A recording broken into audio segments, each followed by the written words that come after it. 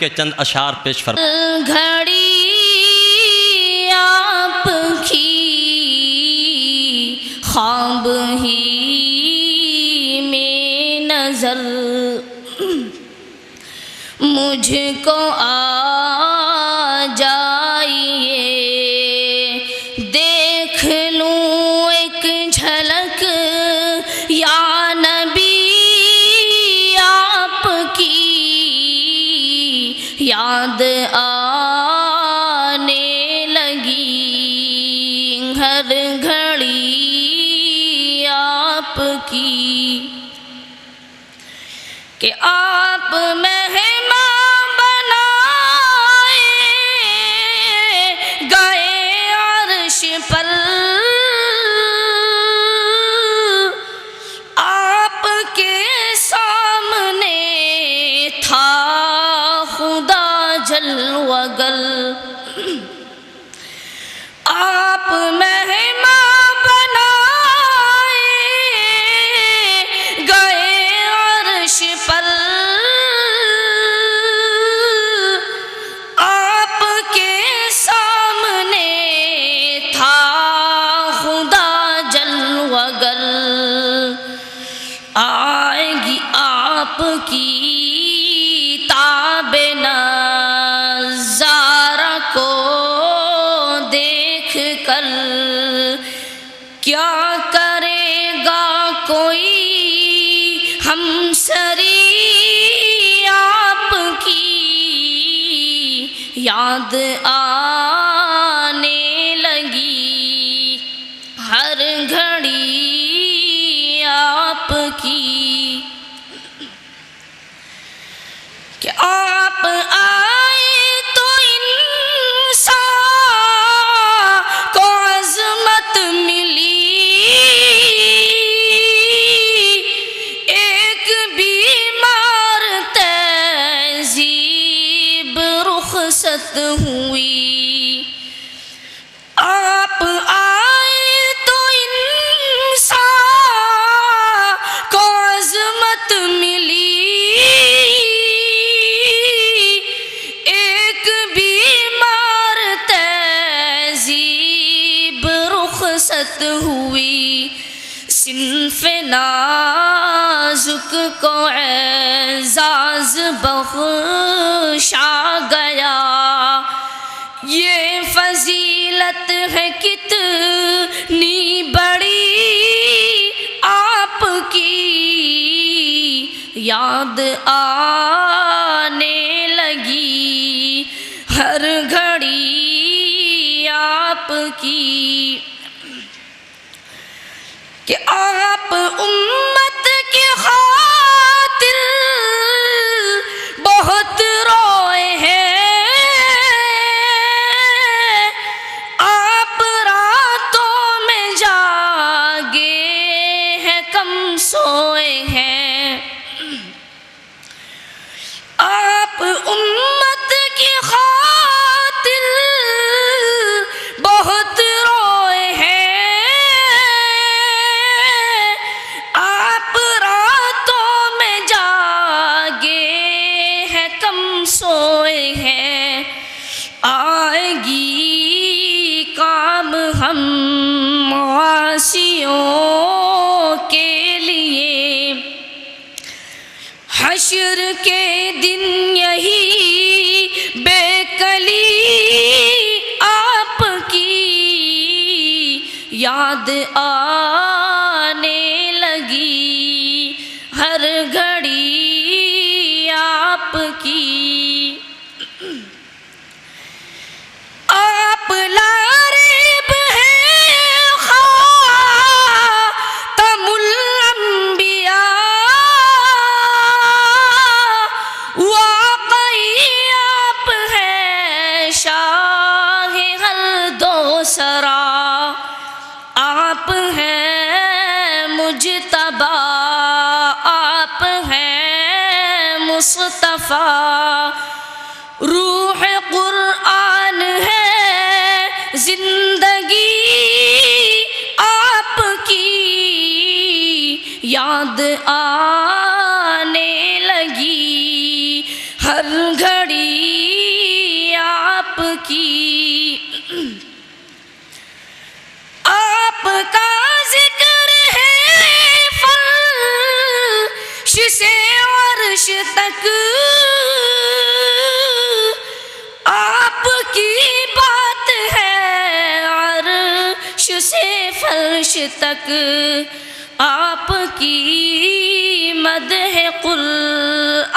کے پاروں میں ہے، کم نہ ہوگی کبھی روشنی آپ کی، یاد آنے لگی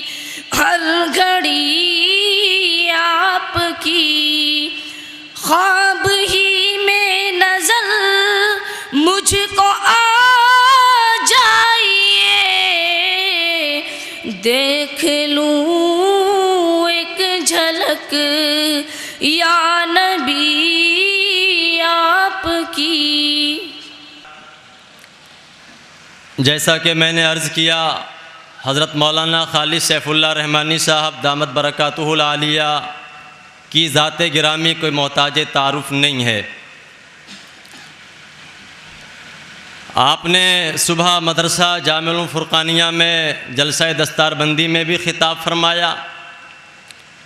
اس سے پہلے سن 2011 میں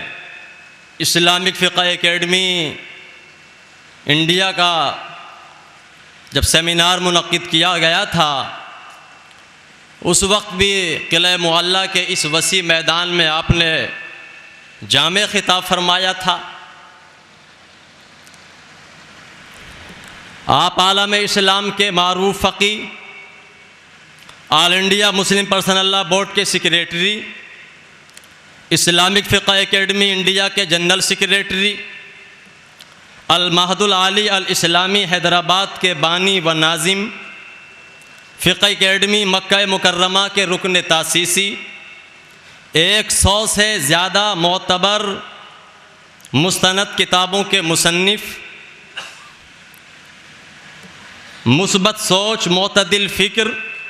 گہری بصیرت کی وجہ سے آپ کی علمی، دینی، سماجی اور ملی خدمات کو قدر کی نگاہوں سے دیکھا جاتا ہے۔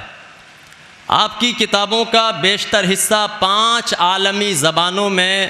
ترجمہ کر دیا گیا ہے۔ اس سے پہلے کہ میں آپ کو دعوت دوں، چند اشعار پیش خدمت ہیں۔ روئیں گے مجھ کو میری فکر و ہنر میرے بعد، آپ کی شان میں ہیں۔ روئیں گے مجھ کو میری فکر و ہنر میرے بعد، جب نہ پائیں گے کوئی مجھ سا گوہر میرے بعد۔ میرے بعد اور بھی آئیں گے رہے الفت میں، مجھ کو ڈھونڈے گی میری راہ گزر میرے بعد۔ میں عالی قدر حضرت مولانا خالد سیف اللہ رحمانی صاحب سے بڑی مؤدبانہ گزارش کرتا ہوں کہ آپ مائک پر تشریف لائیں اور اپنے ملفوظات گرامی کو ہم سامعین کو محظوظ فرمائیں۔ مجھے بہت مختصر گفتگو کرنی ہے، 15-20 منٹ، لیکن میں چاہتا ہوں کہ جو حضرات پیچھے ہیں اگر زحمت نہ ہو تو وہ آگے کی کرسیوں کو پر کر دیں، تھوڑی سی تکلیف فرمائیں۔ بزرگ حضرات کو چھوڑ دیجئے، لیکن جو نوجوان ہیں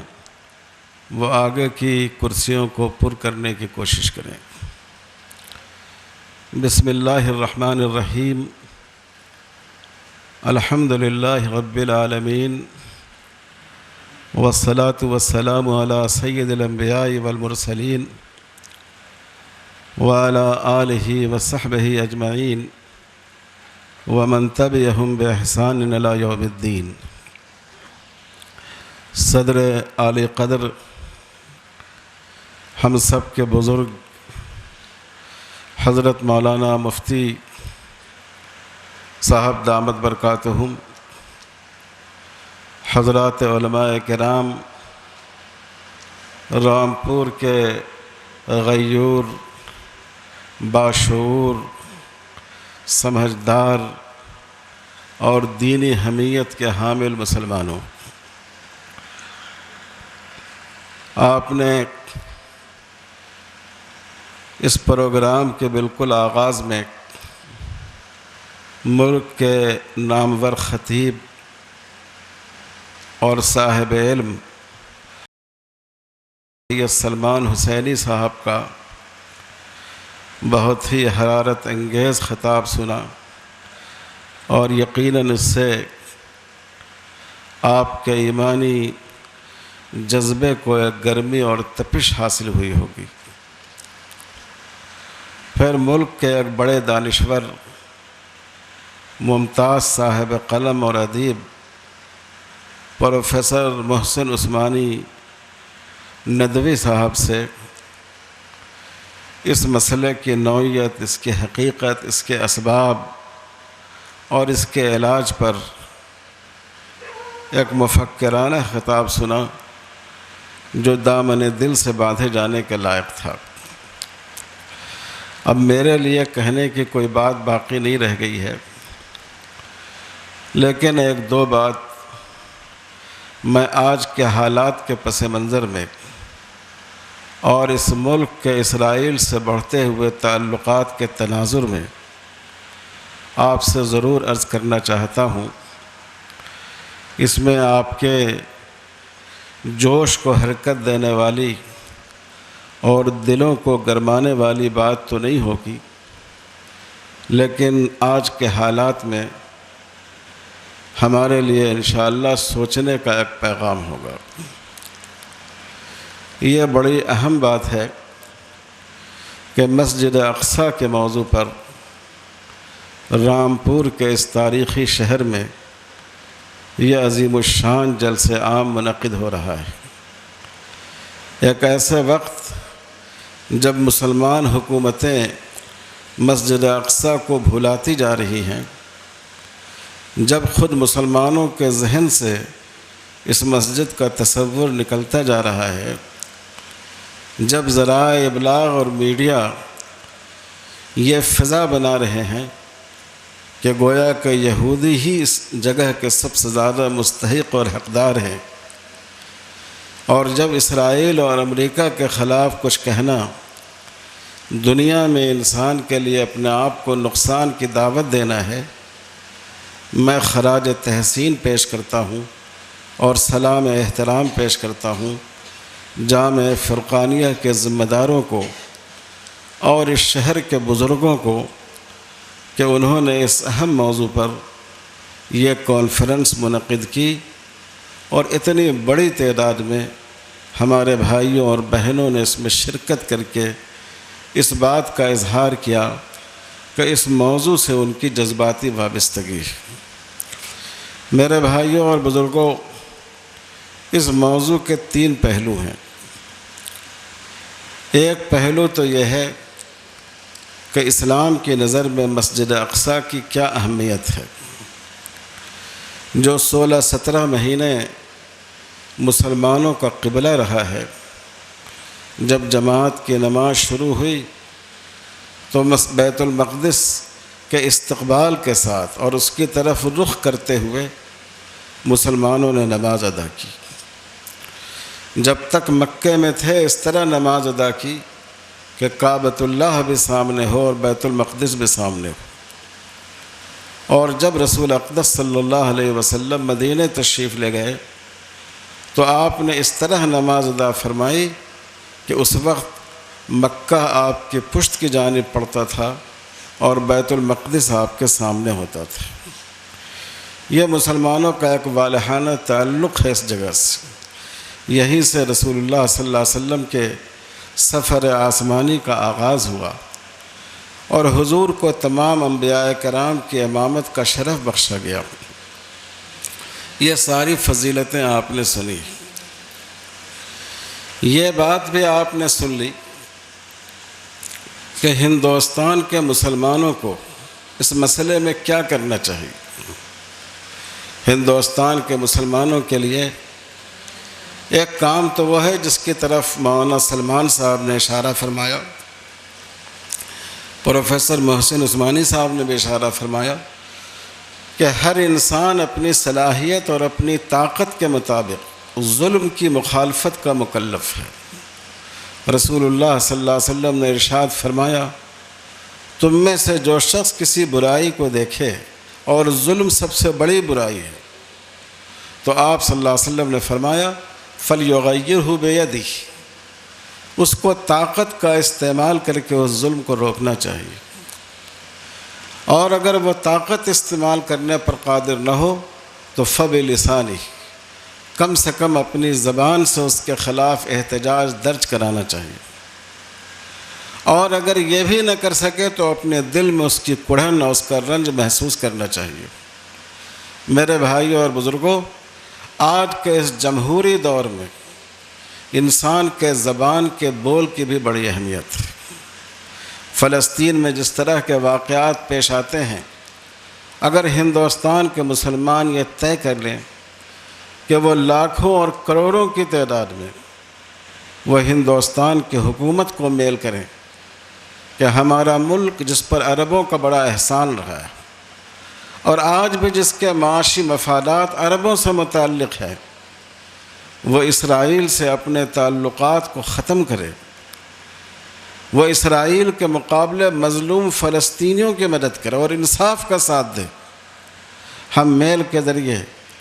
ہم تحریروں کے ذریعے، ہم فیکس کے ذریعے سب سے پہلے ہمیں اپنی حکومتوں سے یہ بات کہنی چاہیے، اس لیے کہ اس وقت اسرائیل کے ہتھیاروں کا سب سے بڑا خریدار دنیا میں ہمارا ملک ہندوستان ہے۔ اسی طرح ہمیں اور مسلم ملکوں کے سفارت خانوں سے اور وہاں کے حکمرانوں سے اپیل کرنی چاہیے جو فلسطین کے جوار میں ہیں کہ وہ مسجد اقصیٰ کو واپس حاصل کرنے کی کوشش کریں، مظلوم فلسطینیوں کی مدد کریں اور اسرائیل کا بائیکاٹ کریں، ان سے اپنے تعلقات منقطع کریں۔ آج کے اس دور میں آواز کا بھی اثر ہوتا ہے، انسان کے ووٹ کا بھی اثر ہوتا ہے۔ اگر آپ نے لاکھوں اور کروڑوں کی تعداد میں ان عرب سفارت خانوں کو آپ نے اپنے میل بھیجے، ہندوستان کے حکومت کو بھیجا، اسرائیل کے پشت پناہ مغربی ملکوں کو آپ بھیجیں، تو آپ یہ نہ سمجھیں کہ آپ کی اس آواز کا کوئی اثر نہیں ہوگا، اس آواز کا ایک اثر دنیا میں محسوس کیا جائے گا۔ دوسری بات آپ نے سنی کہ ہمیں ایسے سامان کا بائیکاٹ کرنا چاہیے جس سے اسرائیل کو تقویت حاصل ہوتی ہے۔ یہ کوئی نئی بات نہیں ہے، یہ ہندوستان کے علماء کا پرانا فتویٰ ہے۔ جب اس ملک پر انگریزوں نے قبضہ کیا تو ایک تحریک یہاں ترک موالات کی چلائی گئی کہ ہم انگریزوں کے ساتھ بے تعلقی برتیں، ہم ان کے سامانوں کا بائیکاٹ کریں۔ بعض دفعہ لوگ یہ خیال کرتے ہیں کہ اگر ہم 2-4-10 آدمیوں نے فلاں سامان نہیں لیا تو اس سے اس ملک کا کیا بڑا نقصان ہونے والا ہے۔ نہیں، ہمیں اس طرح نہیں سوچنا چاہیے، ہمیں اس انداز پر سوچنا چاہیے کہ ہم شرعاً ظالم کی مخالفت کرنے اور مظلوم کی مدد کرنے کے مکلف ہیں۔ جتنی ہم ظالم کی مخالفت کر سکتے ہیں، جتنا ہم ظالم کو نقصان پہنچا سکتے ہیں اور جتنی ہم مظلوم کی مدد کر سکتے ہیں، اس کے بارے میں ہم اللہ کے ہاں جواب دہ ہیں اور ہمیں اس فریضے کو ادا کرنا چاہیے۔ مدینہ میں یہودیوں کے بازار تھے، سب سے بڑا بازار بنو قینقاع کا تھا۔ وہاں ایک مسلمان عورت کی بے حرمتی کی گئی، رسول اللہ صلی اللہ علیہ وسلم نے اس کے مقابلے میں سوق المدینہ، مدینہ مارکیٹ کی بنیاد رکھی اور آپ نے مسلمانوں کو حکم دیا کہ وہ اپنا مال بنو قینقاع کے مارکیٹ میں لے جانے کے بجائے وہ سوق المدینہ، مدینہ مارکیٹ میں لائیں، اس مارکیٹ کو آگے بڑھائیں، اس کو فروغ دیں۔ یہ رسول اللہ صلی اللہ علیہ وسلم نے ایک معاشی حکمت عملی اختیار کی کہ جو لوگ مسلمانوں کی عزت و آبرو سے کھیلتے ہیں، جو مسلمانوں کی حفاظت کے لیے خطرہ بنے ہوئے ہیں، ہم ان سے اپنے معاشی تعلقات کو محدود کر دیں یا ختم کر دیں۔ تو یہ بھی ہمیں کرنا چاہیے۔ اور ایک تجویز اس سلسلے میں میری اور بھی ہے۔ جب فلسطین پر اسرائیلیوں کا قبضہ ہو گیا سیدنا حضرت عمر فاروق رضی اللہ تعالیٰ عنہ کے زمانے میں 16 ہجری میں بیت المقدس فتح ہوا، اور حضرت عمر رضی اللہ تعالیٰ عنہ نے ایسی رواداری کا معاملہ فرمایا کہ آپ کو نماز پڑھنی تھی۔ ایک چرچ کے متولی نے پیشکش کی کہ آپ ہمارے چرچ میں نماز ادا فرما لیجیے۔ حضرت عمر نے نماز پڑھی، لیکن آپ کو مان خیال آیا کہ کہیں ایسا نہ ہو کہ مسلمان اس چرچ کو زبردستی مسجد بنانے کی کوشش کریں۔ اس لیے آپ نے اس چرچ کے متولیوں سے کہا کہ تم کاغذ لاؤ کہ ہم تمہارے لیے دستاویز لکھ دیں، یہ چرچ ہے اور یہ چرچ باقی رہے گا، کہیں ایسا نہ ہو کہ مسلمان میرے نماز پڑھنے کی وجہ سے اس میں جبر اور زبردستی کا معاملہ کریں۔ اور پھر اس کے بعد حضرت عمر رضی اللہ تعالیٰ عنہ نے کوئی نماز کسی چرچ میں وہاں ادا نہیں فرمائی، اور جو معاہدہ کیا گیا اس میں حضرت عمر رضی اللہ تعالیٰ عنہ نے جو ضمانتیں دیں، ان ضمانتوں میں یہ بات تھی کہ آپ کے تمام چرچ محفوظ رہیں گے، یہاں تک کہ حضرت عیسیٰ علیہ السلام کی جو مورتیاں لگی ہوئی ہیں ان کو بھی چھیڑا نہیں جائے گا۔ اور جب عیسائیوں نے کہا کہ ہم یہودیوں کے ساتھ رہنا نہیں چاہتے ہیں